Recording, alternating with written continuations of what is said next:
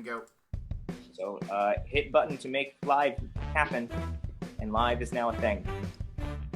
I use words. Yeah, you're All very the good best at words. I use the best words. The No. great. All right, it's official. We are live, everybody.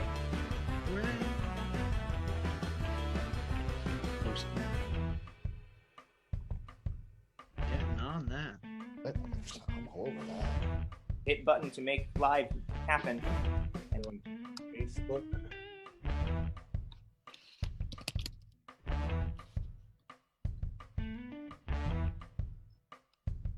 Boy, howdy, that's a show. Right now, because nobody can see you.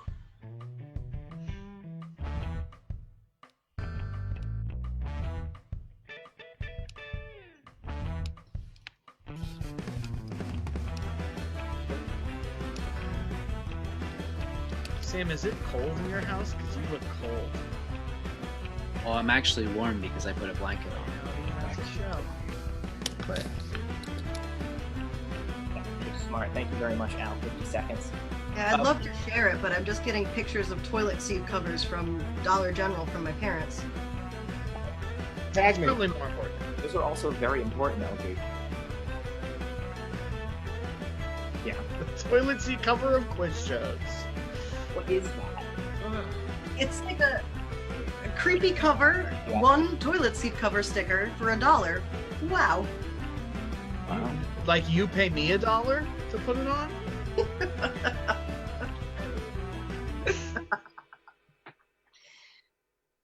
Thank you very much, Al. All right, everybody good to go? Everybody feeling good? Yeah, let's Great. do a quiz Hyped show. up?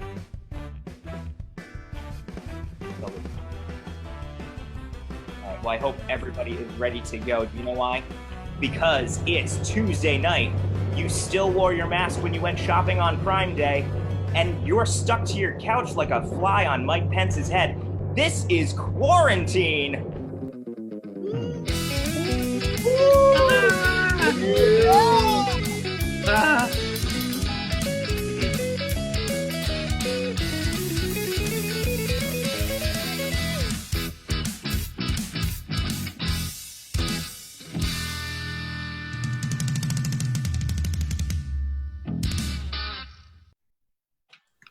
Hello, hello, hello, and welcome everybody once again to Quarantine, the trivia show where the real question is, when can we all just get back to normal? My name is Chris Iannucci, and I am your host this evening.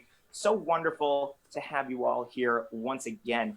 And it is so wonderful to have our two teams who are joining us tonight, all of them very good, dear friends of mine, all of them from my hometown.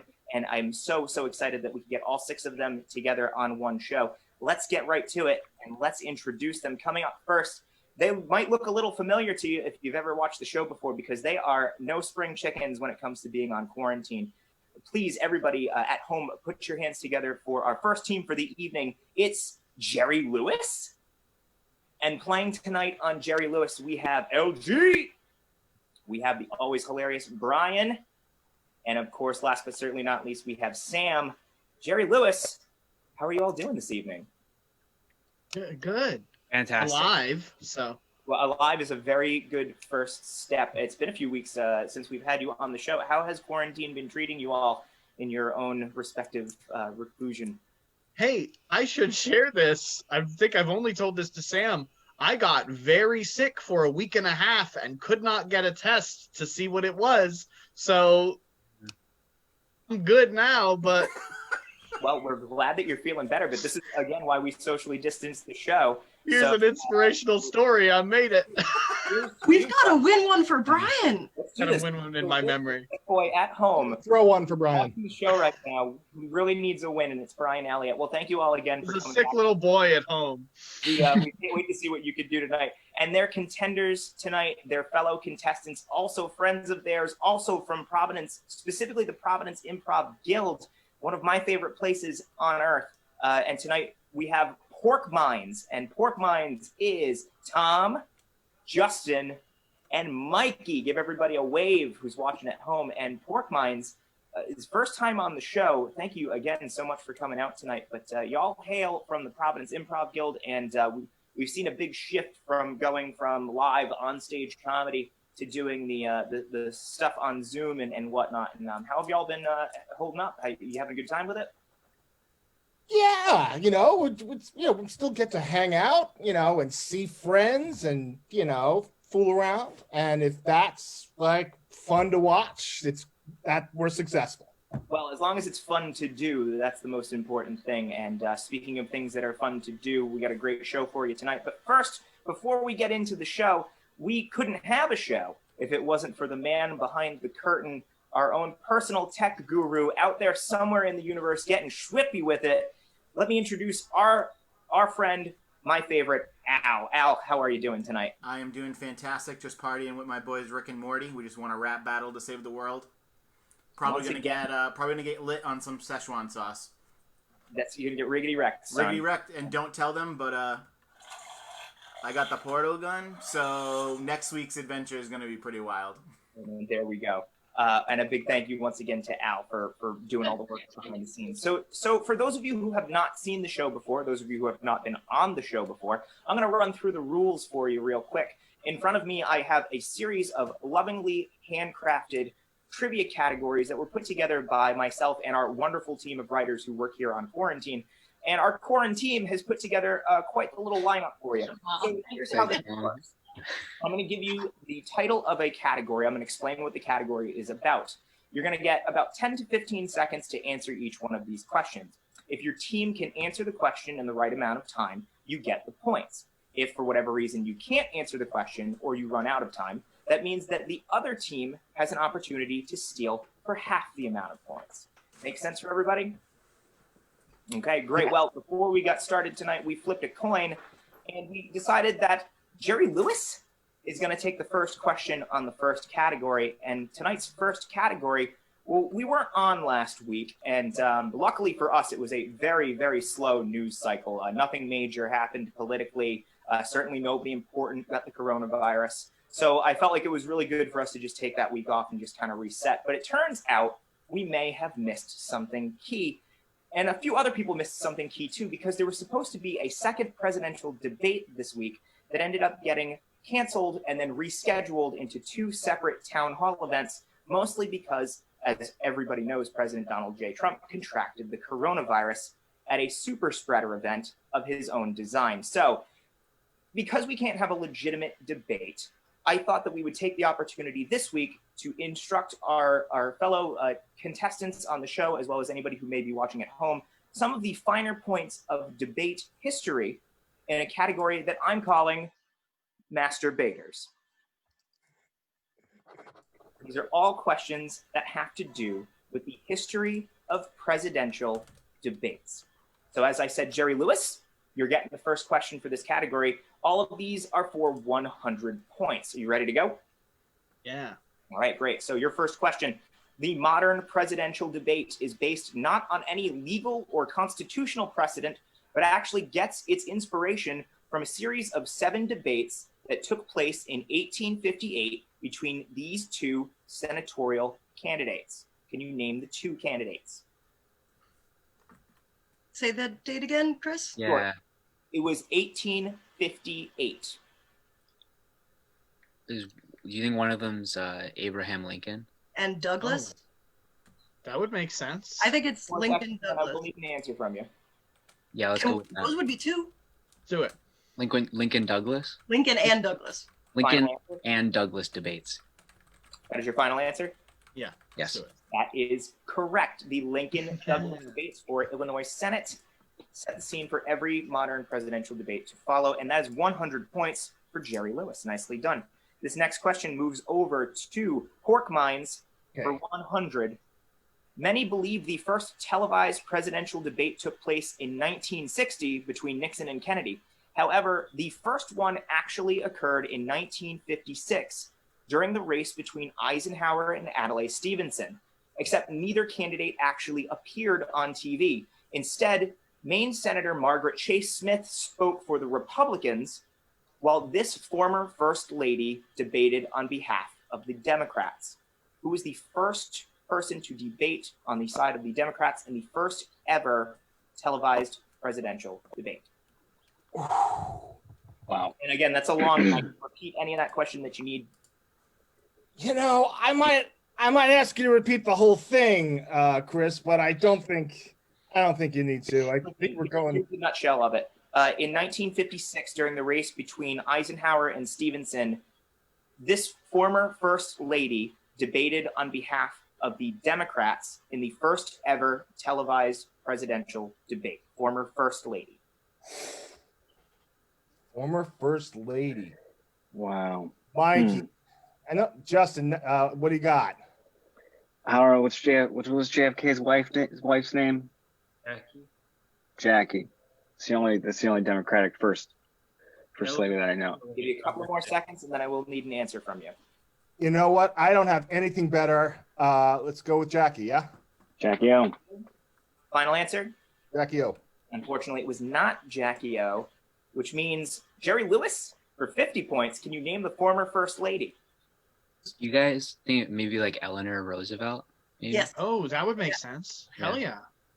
Okay, I do Let's- need an answer from you. Let's lock Let's that go in. Eleanor. Eleanor Roosevelt. Eleanor Roosevelt is your final answer. Eleanor Roosevelt is correct for 50. Okay. Damn, done. I was gonna get that was my second guess. Yeah. I'm a lifelong learner, so now I know this. So Yeah. When you come on the show next time and I ask the same question again, you'll be totally prepared for it. Oh yeah. Yeah, I wrote it down. It will be great. All right, this next question stays with Jerry Lewis. Your question. This organization, founded immediately after the 19th Amendment made the suffragette movement obsolete, became instrumental in American politics as a nonpartisan host for presidential debates until the Commission for Presidential Debates was founded in 1988. Can you name the organization? Emily's list is modern, right? Okay. Equal rights amendment? Rights. Narrow? I will need an answer from you. And it's the organization we're giving? The organization. It was. Do you guys know like what the organization I'm going was? to have to call time on you. NOW, National Organization for Women? That is not the correct answer, which means Pork Minds, you can get 50 points. Can you name the organization that was founded immediately after the 19th Amendment was ratified and became a nonpartisan host for presidential debates all the way up until 1988? yeah. Yeah. No. What do you got, guys? I'm fresh out. I got nothing, honestly. I could come up with something. I got to call time on that one. The answer was the League of Women Voters. League of Women Voters. I identify as a woman voter politically, so I should probably have gotten that. Bit of history there for you, but we all walked away learning something. But anyways, Pork Minds, this one's yours for 100 points. Great. 1976 was a benchmark election year as it included Bob Dole and Walter Mondale, making it the first presidential election cycle to hold this type of debate. In '76, you said? Yep, 76, and it included Bob Dole and Walter Mondale. It was the first presidential election cycle to hold this type of debate. Nice. Town hall type style debate. What was that? Town hall. I don't know, like where like people can ask questions. Yeah, I'm not sure, honestly. I am going to need an answer from you. I like that one. You know what? It's better than what I got, which is Town Hall. Yeah, we're gonna go with that. Final answer. Unfortunately, that is not correct, which means Jerry Lewis, can you get 50 points by answering which was the first, was the first type of this debate ever held in an election cycle? Oh, primary? I was going to say town hall, but now hearing the question Yeah. again. Hey, that makes sense. Well, because Yeah. primary debates are like within a party instead of two parties against each other, right? So final answer. Let's do that. Yes. Primary debate. It was not a primary debate either. Bob Dole and Walter Mondale, Oh, respective vice presidents. It was the first time that they had a vice president Right on. That makes sense. election cycle. That makes a lot of sense. Yep. All right, last question for the category. This one stays with Jerry Lewis. In 1980, this Democratic presidential candidate refused to debate both the Republican and independent nominees, so they went ahead and had it without him. He would later go on to admit that not attending was a major factor in his loss and he helped the California governor achieve victory. Who was the name of the candidate? Could you say the year again? Sure, it was 1980. Carter lost re-election in 80, right? Right. Yeah. That feels about right. That Should we feels go for right. it? Yeah. 76. That's the only thing I got. I don't think we got anything better. Let's lock in Carter. Final answer, Jimmy Carter? Yeah, Jimmy Carter. Jimmy Carter lost the election in 1980 to Ronald Reagan, who he refused. Nice. Oh, I'm very sad to have gotten. Yeah. History's greatest monster, Jimmy Carter. The Simpsons joke. Anyways, that's the end of the first category. And before we move into the next category, there's a lot of ways that you can help solve an argument, whether it's a debate or maybe even just a misunderstanding among friends. One of the more popular ways is to do something called rock, paper, scissors. I think everybody here has played rock, paper, scissors before. But we're quarantined, and we're not going to do that. So we're going to give our teams a chance to get a couple extra points in a different kind of game that we're playing called Mask COVID Karen. And here's how this works. We're going to do 3 rounds of this. Now, for those of you who are watching at home, you can see that our contestants are stacked up against each other head-to-head on our game board, which means LG and Tom, you're going to be going head-to-head, Brian and Justin, and then finally Sam and Mikey. We'll repeat that when we get to it. But here's how we play Mask COVID Karen. I'm going to sound off Mask COVID Karen sneeze, and when I say sneeze, you're going to have to choose between one of 3 gestures. You're either going to mask up, you're either going to sneeze into your elbow like you're supposed to because you have COVID, or you're going to put on your best Karen hair and ask to speak to the manager, because there's only one thing that will beat COVID, and that's your mask. There's only one thing that can stop a mask, and that's a Karen.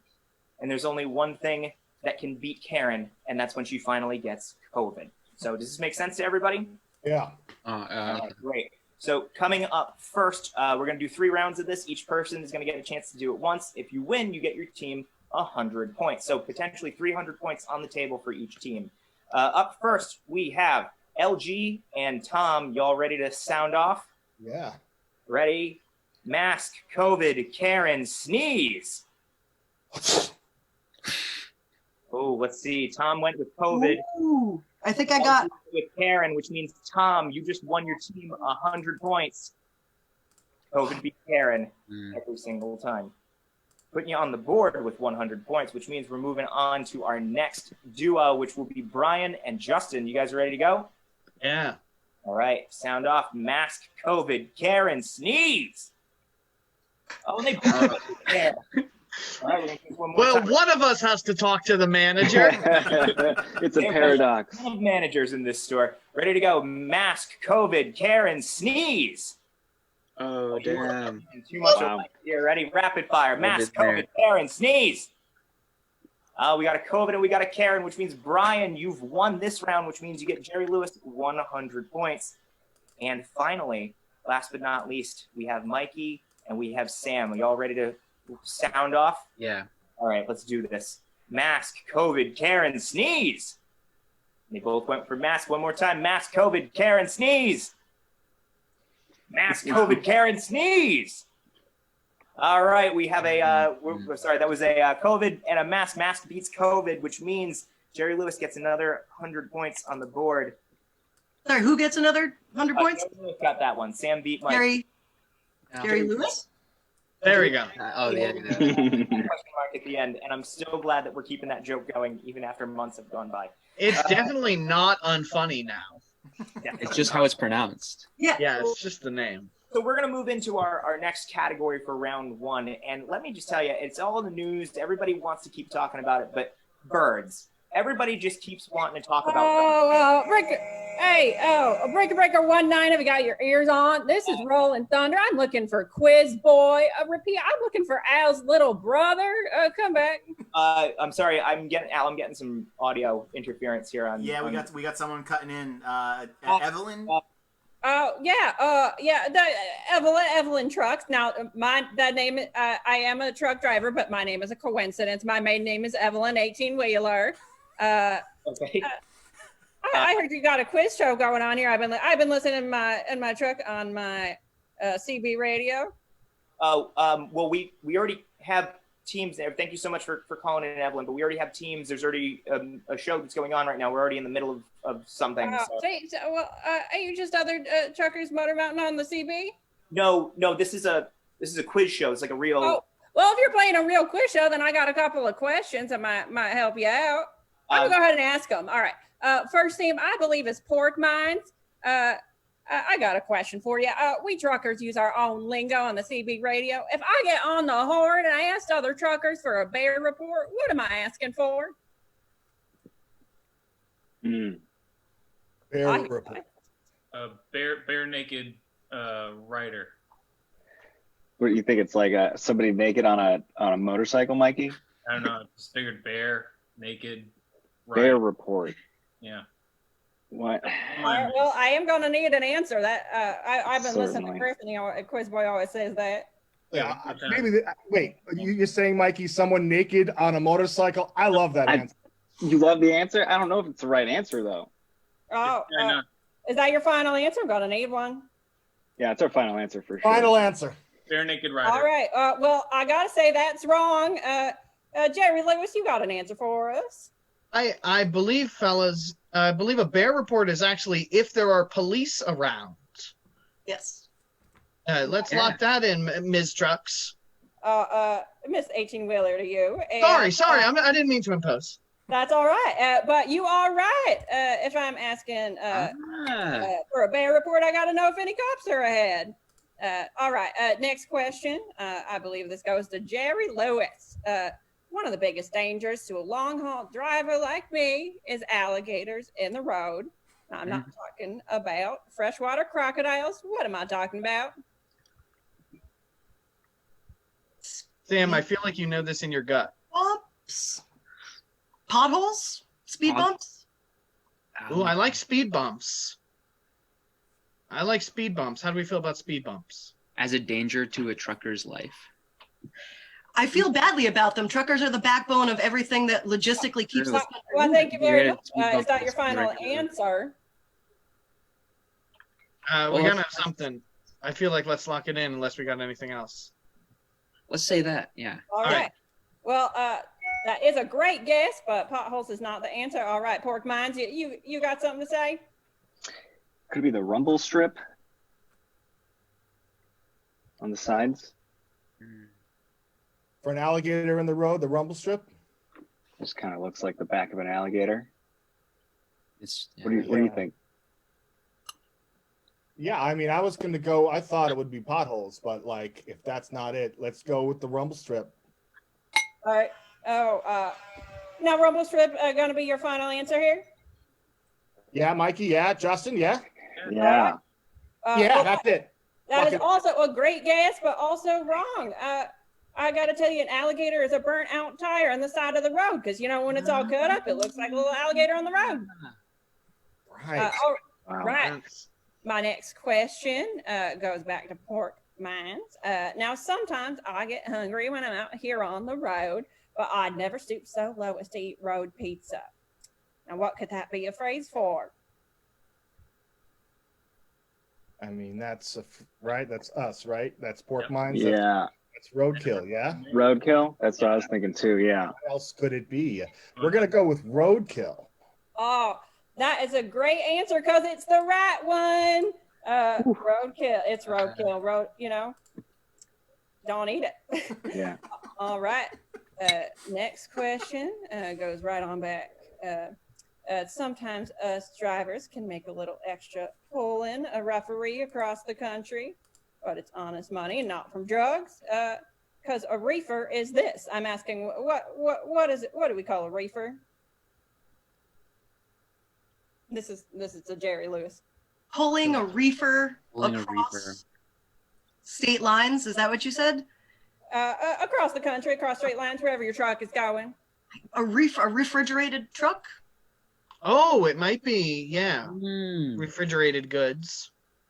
I heard reefer and I got distracted for a second, but refrigerated truck is my best guess. I think that's as good as anything. Refrigerated goods. How do we feel? Want to lock that in? Yeah. All right. Well, I gotta say you're right. It's a refrigerated car. Y'all are so smart. Yeah.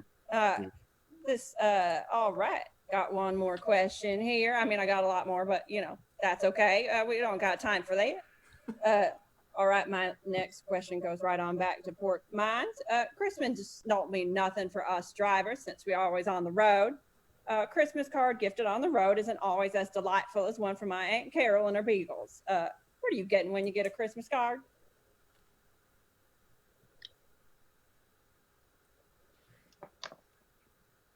This is for Pork Mines. Yeah. Christmas car, you said, or card? Sorry. A Christmas card. Card. Christmas card. What do you Christmas- Card with a D on the end. What are you getting when you get a Christmas card? Yeah, like what? Yeah, what is it? What are you getting? Family photo? I don't know. Oh. Like from a rando at a gas stop. Oh, fair. Yeah, I mean, I still like it. It's wrong. It's got to be wrong. Maybe a ticket from the police. oh, right. Maybe. Both of those feel wrong, but I like them both. I wish we could lock both in. I wish you could too, but you got to pick one. Your call, Tom. My call. All right. I think I'm like 0 for 5, but we're gonna go with ticket. Well, all right. Y'all are so good today because that's right. A Christmas card is a ticket from a police officer. Wow. We got a lot of codes for the police. I mean, nobody likes them on the road or otherwise. Evelyn, it sounds like you really should be paying attention to the road right now and spending less time on the show. But thank you for interrupting us with these wonderful questions of yours. Well, I hope that was all right, Quiz Boy. I've been hearing about some other fella trying to take over the game show circuit. Might want to hold on to it. Yeah, well, that's a whole other thing that we don't need to worry about that right now. But thank you again. I guess keep the hammer down and keep those smokies off your tail. You do, ours, little brother. All right. Thank you again, Evelyn. Thank you so much. Okay, well, that was the end of round 1. And looking at the scores right now, Al, back me up on this one. Mhm. I have Pork Mines with 300 points. Correct. And I have Jerry Lewis in the lead with 600 points. Right on. Which seems like a gap, but it's really not, because we're about to go into round 2 where the questions are worth more. But before we do, we're going to take a quick word from one of our wonderful sponsors, and we have a little surprise for the folks who are watching at home. Take a look at your screen for our at-home trivia. Goldilocks found 3 beds. The first one she found was too hard. The second one she found was too soft. But see if you can figure out what the third one was. And we'll tell you the answer as soon as we come back from a quick word from this sponsor.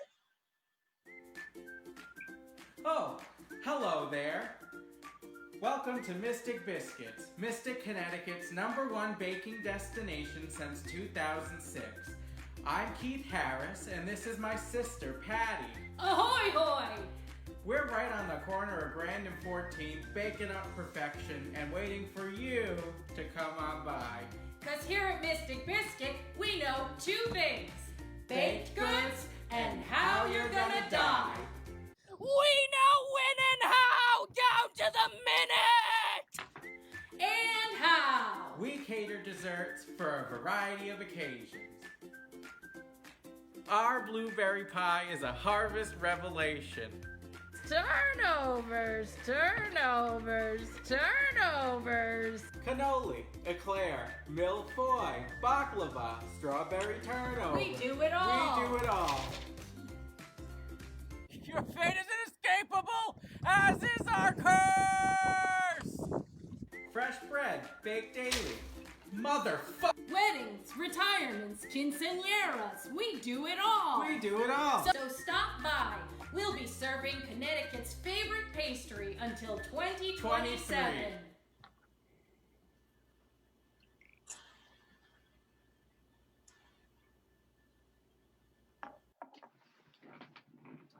All right, we asked you if you could help us out with this Goldilocks problem. The first bed was too hard, the second bed was too soft. And if you thought the third bed was a race car bed because it's friggin' sweet, you're absolutely correct. Congratulations and nice job playing at home. And welcome back. So a big thank you to our wonderful sponsors. Now we're about to move into round 2, as I said, where the questions are worth 200 points. Stealing gets you 100. And our first category up, we have a lot of reasons to not sleep so well at night this year. There's a lot of concerns that people have over their health, a lot of political issues that have got people very nervous. And so there's a lot of things that maybe are keeping us awake at night. But there are also some other things that maybe may or may not exist, or maybe some things that we don't think of off the top of our heads that could also ruin a good night's sleep. And so we're going to ask you some questions about some of those things in our next category, which I'm calling Bump in the Night. So these are all questions about things that might bother you while you're trying to sleep. First question, we're going over to Jerry Lewis for 200 points.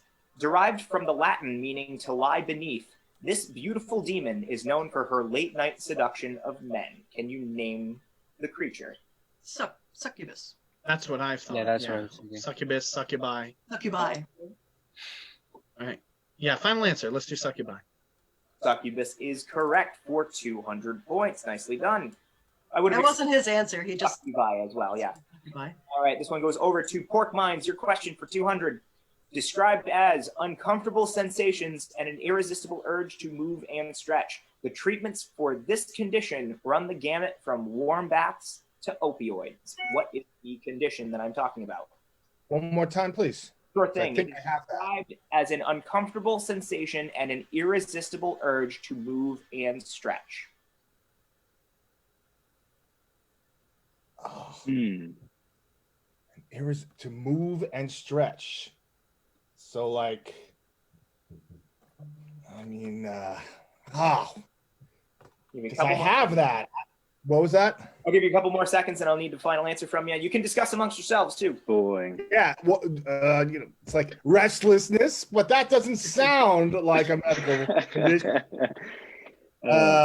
Yeah, Tom, you seem like the type of person who would know. Before I call time. I have so many things that keep me up at night. You lose track over the diagnoses. I'm sorry, you got to shout something out or I got to call time. No, I'm going to go with Mikey. Shout something out. Unfortunately, guys, I think that's long over time, so we're going to get over to Jerry Lewis. Jerry Lewis, you think you know the condition? Restless leg syndrome? Yeah, I think let's just go with it. It feels right there. I feel like that's something they probably wrongly overprescribed opiates for. Let's do it. Restless leg syndrome. Final answer? Yeah.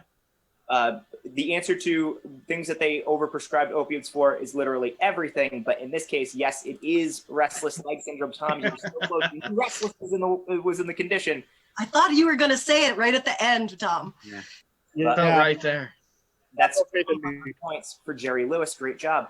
All right, this one stays with Jerry Lewis. This one's for 200. The International Classification of Sleep Disorders lists 6 conditions that stem from an internal misalignment in this natural process that regulates your sleep and wake cycle. So we're looking for the name of the of your body's sleep-wake cycle. Circadian rhythm? Ooh, yeah, I think that's right. For that, That's a thing that does a thing in this thing. Yeah. Well, that's what controls But it feels when you wake right. up or go to sleep. But you said it, and it felt right, and that means it probably is. Yeah, I think you're probably right. Is it a final answer? Circadian rhythm. Circadian rhythm. It's up here, and it does things. And yes, it is your circadian rhythm for 200 points. Nicely done. Well done. All right, back over to... This one goes back over to Pork Minds for 200.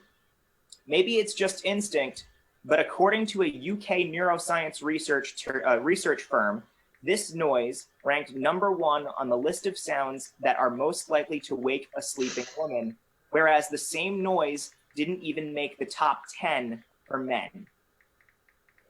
Crying baby. I'm going to say, I mean, I know for a fact it's got to be a crying baby. Yeah, Mikey, we good with that? Yeah. Final answer? Final answer is lock in crying baby. Locked in, and it's correct. Crying baby is the right answer for 200 points. Nicely done. All right, last question of the category, and this one goes back over to Jerry Lewis.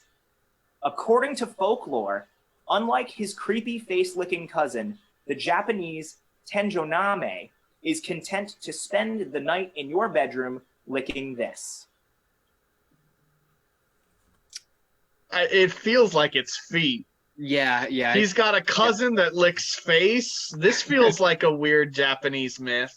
I wonder if that's where the "don't let your foot hang out of the bed under the covers" thing comes from. Yeah, that might be their version of that. I bet. I like that. I like feet That licking. feels right. Final answer is feet. Yes, and please don't anybody take out the clip of me saying I like feet licking. Final answer is feet.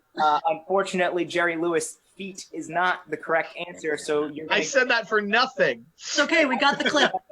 Which means, Pork Minds, do you think you know the answer? What does the Japanese folk monster, the tenjoname, lick in your room while you're asleep?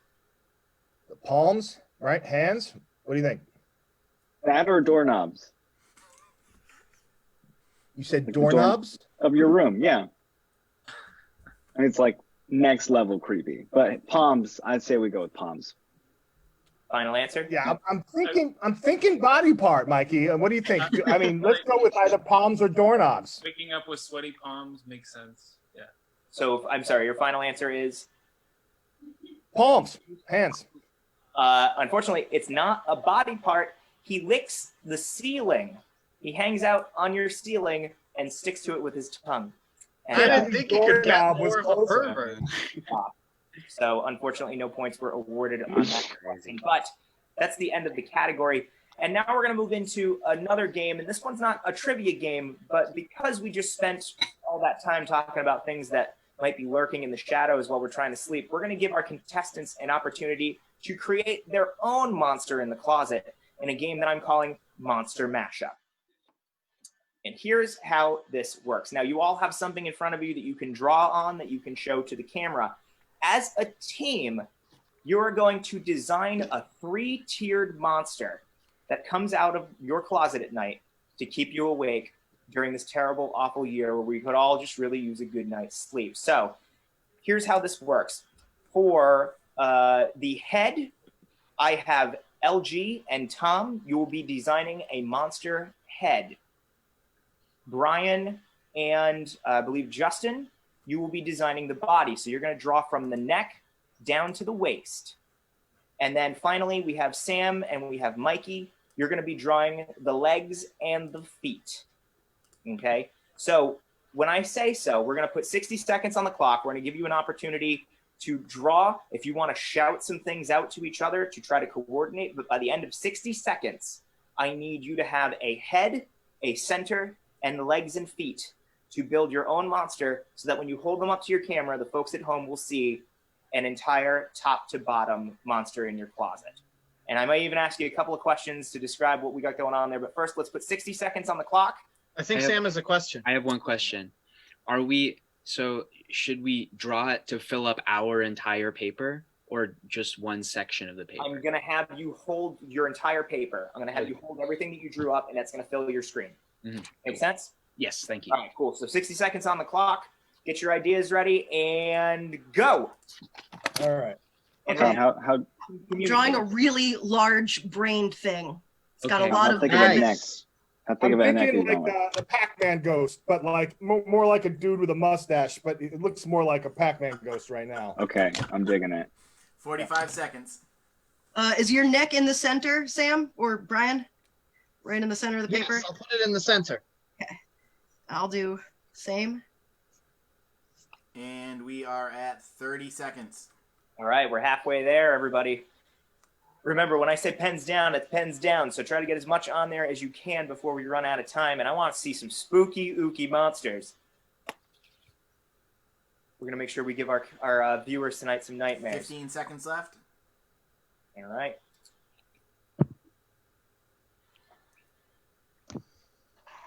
You're down to 5, 4, 3, 2, 1. All right, finish them up. Put those pens down, and let's see what we've created. Okay, so I asked you, LG and Tom, you got the heads. Try to line those up to your cameras as best as you can so the folks at home can see. You got some heads. Tom, you might want to pull yours back a little bit and go up a little bit. And 4. There we go. All right, let's see some Mhm. bodies. Let's see some from the neck to the waist. Hold them up. Try and see if you can get them to fit. And then we're going to go down for the legs and the feet. Let's see what we got here, folks. Bird needs to go up. This is amazing. Very, very hairy knees there. All right, so now here's what I need. Let's see, Jerry Lewis, tell us a little something about your monster you've just created. Brian, how about what do we got for a name? What do we got for, what's going on there? You got a little internal person sticking out. Yeah, well, it's the big reveal. Our monster is actually 2 because it pretends to be a sexy monster, but it's just a little gross creature inside. Ah. Very fun, very fun. All right, now Pork Minds. It's not fun, it's scary. I stand corrected. Pork Minds, what do you got going on for us? Tell us a little something about your little 3-tiered creature. Phew. Well, our creature actually wants to be your friend, but it's more confused than anything. And the reason for the extra arms is to get an extra hug in, and furry legs are meant to be comforting. Well, that's he's just misunderstood. His name is Pugsley. And aren't we all? All right, so keep those up for just one more second. Everybody that's at home watching the show right now, here's where you come in. We're going to need you to sound off in our chat and give us a vote. You're going to vote either for Pork Minds or for Jerry Lewis. Make sure you put that question mark on the end of it. They're very stickler about that. It won't count if you don't put the question mark. Tell us. Please help us. Yes, the votes only count if you put the question mark. Tell us which team you thought gave us the best, scariest closet monster.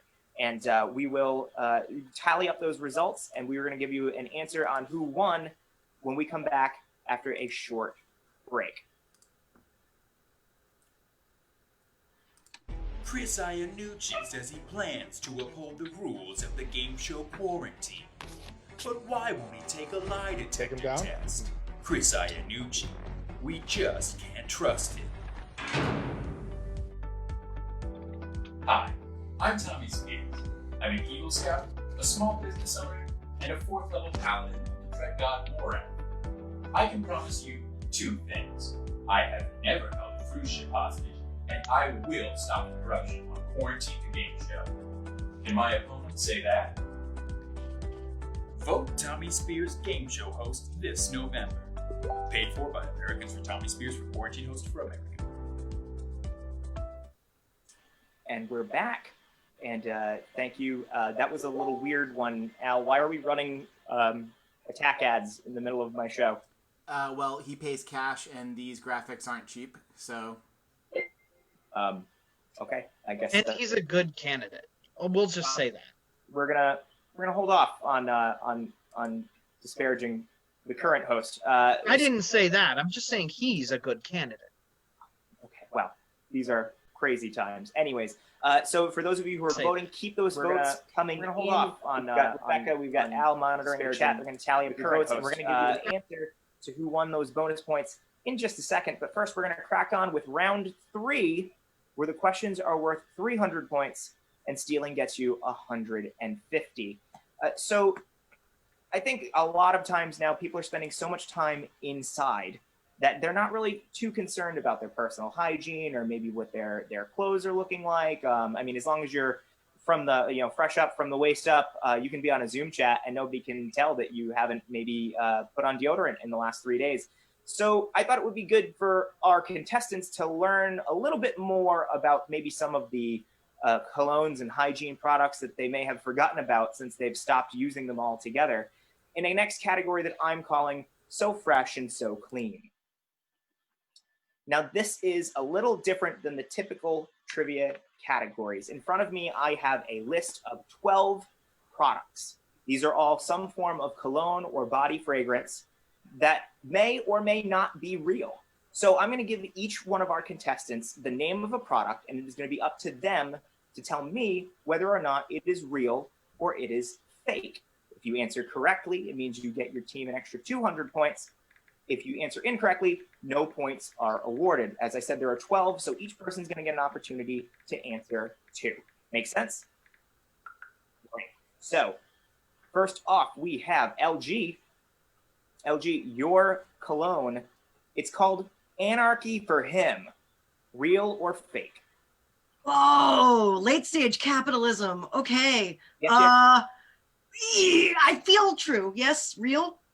Final answer? Yeah. It's made by Axe, so you better believe it does not regard the rules, much like a real anarchist. That's correct for 200 points. Wow. All right. This next one, we're going over to, let's see, Tom, this one's for you. Your product called Midnight Motor Oil, a real or a fake fragrance? Yeah, I feel like that's Chris, real. I just want to verify these like, are for 200 or I feel like 300. 200, yes. Yeah, someone would use that. Sorry? That's real. Unfortunately, Tom, it is fake. I made that one up. So, no points awarded. Although, wouldn't you just want to wear Midnight Motor Oil? Yes. Your motor running. All right. This next one, we are going back over to Brian Elliott. This is for you. Your fragrance is called Stank. Stank. Gotta be real. Final answer? Yep, clocking in real. Fortunately, Stank is fake, Brian. Wow. I made that one up. We are living in a worse world for it being fake. This is one of those things that we can make after the fact. It just doesn't exist right now. So, moving on. Justin, this one is for you. Your product, tell me if this one is real or fake. It's called Wolfthorn. Wolfthorn? Wolfthorn. For sure real. It is for sure real. It's a fragrance by Old Spice, and that's 200 points. I love it. All right, this next one. This one is for Sam Bell. Your fragrance, tell me if this is real or fake. It's called Vulva Original. No, that's definitely real. Yeah, that's real. Real is your final answer? Yep. It is real. It is made by a German company, and it smells like exactly what you think it smells like. All right. They all smell different. I bet each candle is handcrafted and lovingly scented. But this one smells like the original. Yes, it's the original. The first one God made. I want to smell Midnight Motor Oil. I really do. It's definitely the same smell. Yeah, right. Mikey, this one is for you. Tell me if this one's real or fake. It is called Funeral Home. Real or fake? Oh, I want to say real so bad, but I'm going to say fake. No, you should have trusted your gut, Mike. This is a real one made by a company called Demeter, and it smells like the scent they use to fragrance funeral homes. So no points awarded on that one. And we're going to start back up again at the top of the order. This first one, back to LG. Tell me if it's real or fake. Your fragrance is called Salmon Running. Why am I laughing at that? Oh, no, fake. Final answer, fake. It is fake for 200 points. Every one of these candles smells exactly the same. It sounds... Same scent. They're all the exact same fragrance, just in a different box. All right, this next one, we are going down to Tom. Tom, your fragrance is called Secretions Magnifique. What? Same scent. Secretions Magnifique? Secretions Mag... Yeah, that's gotta be fake. I'm going with fake. That's definitely a real cologne. Marketed as smelling like sweat, blood, and something else that I'm not going to say. Is in the title? Real fragrance. Yeah, so no points there on that one. I'm sure there's a perfectly fine anatomical term you could use. I'll tell you later. Yeah, we'll get around to it. But for right now, this next one, we are going over to Brian Elliott. This one is for you. Real or fake? It's called Eye Fragrance by MacBook. Sure feels like something they would do, but I don't think they would call it the eye fragrance, so I'm going to go with fake. It is fake for 200 points. Way to go, Brian.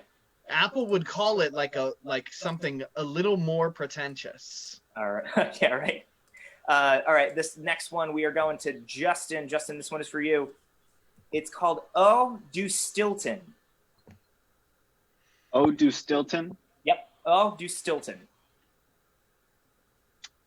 Fake. I'm going to go fake on this one. Sorry, Justin. This is made by the same cheese makers who make the fabulous Stilton cheese. They decided that why not just eat it when you can stink like it too? So no points awarded on that one. This next one, this is for Sam Bell. Your fragrance. It's called Opossum.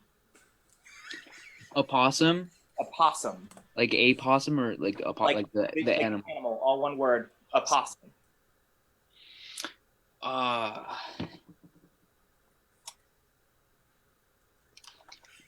No, that's not real. You're right, Sam. I made that one up, so that's 100 points for you there. All right, and then the last one for this game, Mikey, this one is for yours. It's called Flame by Burger King. Real or fake?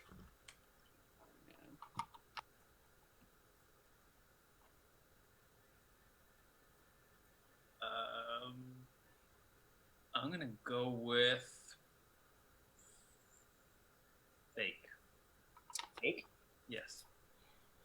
Released in 2008 to mirror the scent of the famous grilled meats served at Burger King, Flame is a real cologne that you can still buy online right now, Mike. So unfortunately, I didn't make that one up, which means no points awarded on that one. But you can still buy that?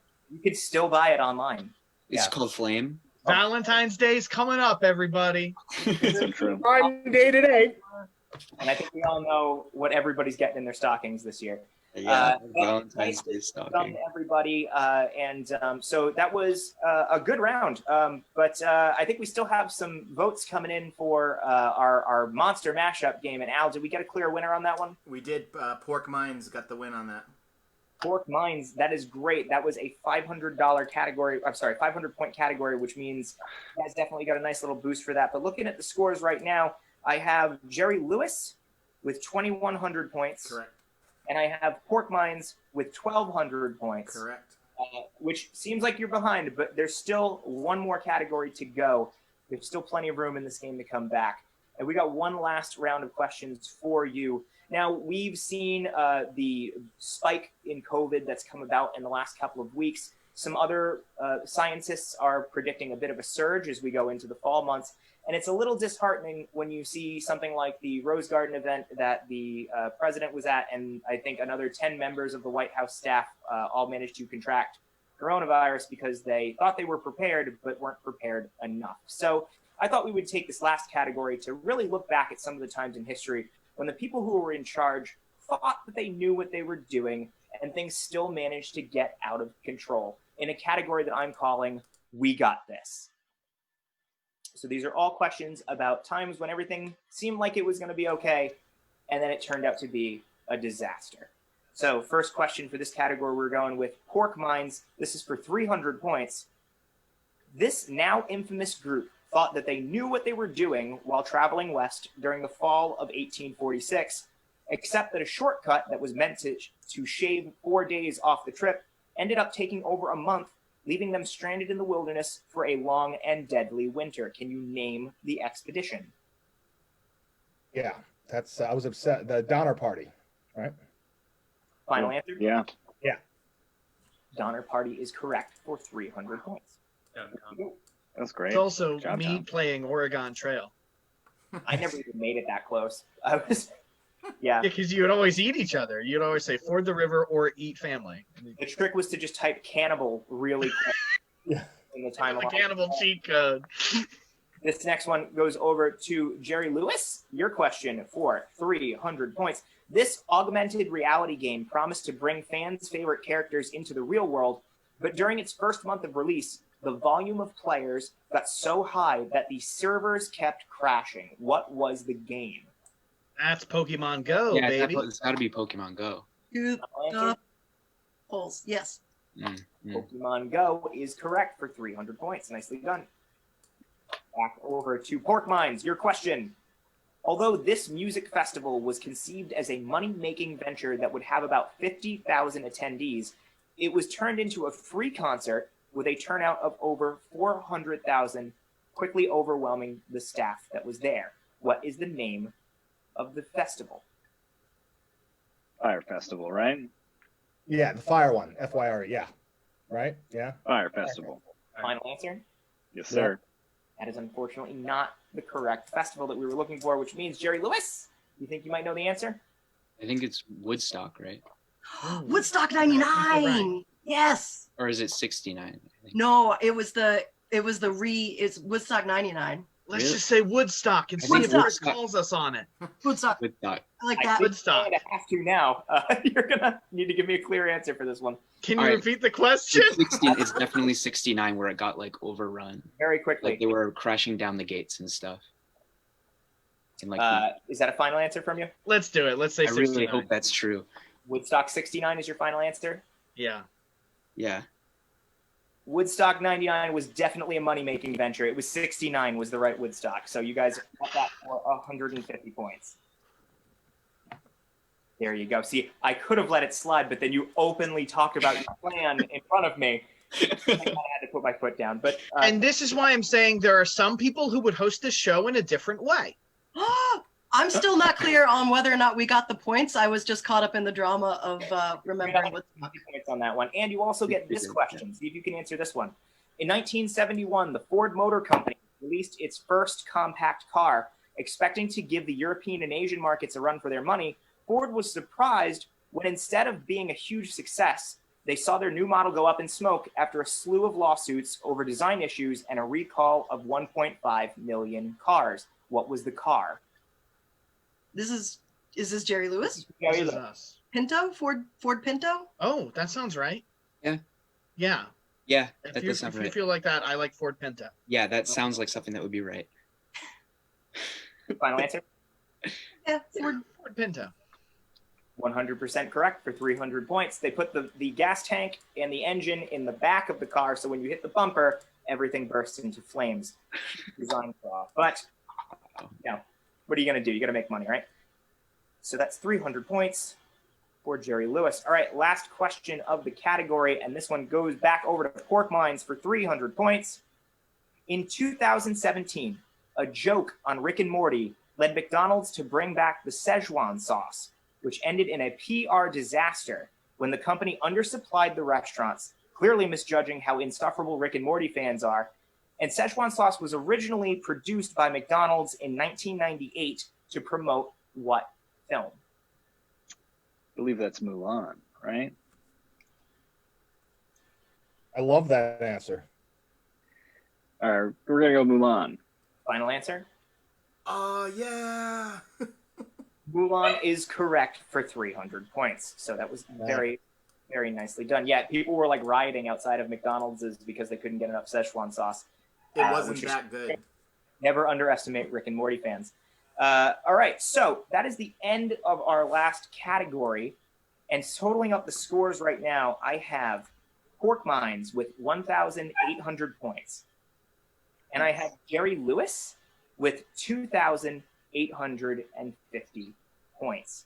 Wow, pretty sizable lead, but we're going to give Pork Mines one last opportunity to catch up because it's time for the final round. And here's how this works. In front of me, I have 3 different questions, an easy, a medium, and a hard question. Each one has a different point value associated with it. The easiest is worth 500, the medium is worth 1,000, and the hardest is worth 1,500 points. Now, Pork Mines, you are down by just over 1,000 points, correct? You're down by 1,050 points, which means in order to stay in the game, you need to answer the hardest question that I have available. And if you do, you'll win 1,500 points. And that means that Jerry Lewis will have to choose one of the other 2 questions to try to make up the points and take back the win. So, are you ready for the hardest question in the entire game? So ready. Absolutely. So ready. All right. So, here we go. This question for 1,500 points for Pork Mines, potentially the lead, potentially the game. This American surgeon, born in 1811, was an accomplished medical doctor in his day and received many accolades. However, today he is most remembered for his immense collection of medical oddities and surgical artifacts that would become the basis for a museum in Philadelphia containing over 25,000 specimens and also bears his name. Can you name the doctor? Again, a little bit more time on this one. I can repeat anything in the question that you need me to repeat, but we're looking for the name of the doctor, and I will just take a last name. doctor from 1811 in Philadelphia? Was it 1911 or 1811? 1811. What I thought. Hmm. Doctor in 1811. I haven't been to any.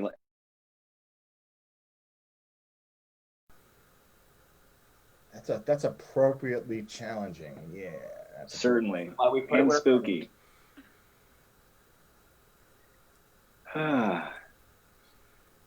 Mikey, what do you got? Yeah, what do you got, Mikey? I can make up a doctor's name if you want. Yeah. It's very Frankenstein-esque. Just want to point that out. You going with Dr. Frankenstein? No, I'm just saying it's Frankenstein-esque. Victor Frankenstein. Final answer? Yes, absolutely. Lock it in. There was a Victor Frankenstein museum in Philadelphia. I would be there all the time. Now, if you've ever been to Philadelphia or if you're a fan of weird medical history, you may have heard of the Mutter Museum. Is Dr. Thomas Dent Mutter.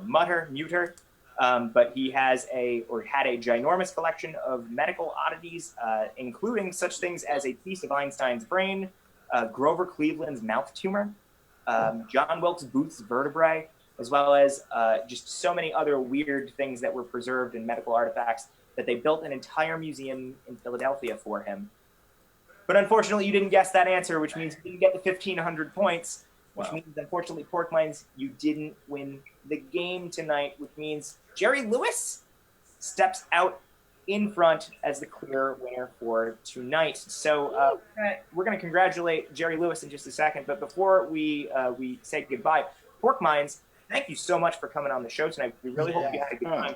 And we know you guys have some things that are going on the interwebs, so feel free to tell our folks at home where they can find you, some of the things that they can look up if they're interested in seeing more of you. Yeah, we're from the Providence Improv Guild. Our website is improvpig.com. We have classes. We have some streaming going on. So come check us out. Thank you. This was great. Awesome. Yeah. Well, thank you again so much for coming on. And that leaves us with Jerry Lewis, who pulled ahead, way ahead, and managed to secure a victory in tonight's game. And the sexy monster gambit didn't win, but we still pulled it off. Well, it's just important that you tried. Sometimes sex doesn't always sell, Brian. But we're not sending you home empty-handed tonight, because we have a special prize lined up for you. And I think if Miss Evelyn Trucks is still out there somewhere, I think she might have something on board. Evelyn, why don't you come on back now? Breaker quiz boy, that's Evelyn 18-wheeler to you. Now, congratulations to the winning team. It's what I'm hauling in my truck right here. I got to tell you, it's Rhode Island Novelty Giant Inflatable Pickles. They are giant. Hope size matters. Those are some very large inflatable pickles. Well, thank you very much for hauling those, Evelyn, and keep it safe out there. And so, Jerry Lewis, you're going to be getting sent some giant inflatable pickles. That's fantastic. As a way to say, poor good buddy. As you know, and maybe Ms. 18-wheeler knows, those are a delicacy in this state. Yes, yeah, for sure. Big pickle. One big pickle is half the size of the state. That's true. Yeah. So thank you so much for coming on. And Brian, do you have anything? Brian, LG, Sam, you guys have anything you want to plug for the folks at home where they can come and find you? Yeah. If you are familiar with the Empire Review, if you're in the New England area, you might want to check us out. We're doing a show live outside at Limpet Park with all the necessary spacing from other people. We're going to be outdoors in the park Sunday, November 8th. That's at 2 p.m. That's a great show. Chris has been a part of it. I will probably be in a dinosaur costume this time around. So that's a little teaser for you. And also, if you're interested, check out Belly at Doodles on Instagram. That's spelled out like belly, like a stomach, and then IT, and then Doodles. That's where I do bad comics. I just did a series about why skeletons are very popular this year all of a sudden, so you can learn things. Yeah, fun and informative. Be sure to check out all of those things. Especially if you're in the Rhode Island area, make sure you get out to Lippet Park and go see some live stuff. Go on improvpig.com, check out their YouTube channel, go see some sketch, some Zoom. So once again, thank you all at home for joining us tonight. We hope you enjoyed the show. If this was your first time, we really hope you'll come back. Check us out again. Find us on Facebook at Quarantine Game Show, or send us an email if you liked it, if you hated it, however you felt. We love hearing from you at quarantinethegameshow@gmail.com. We come back every Tuesday with brand new teams, brand new sketches, brand new trivia, and we hope to see you again soon. But until then, stay safe, stay sane, and take care of each other. Thank you all so much, and have a great night.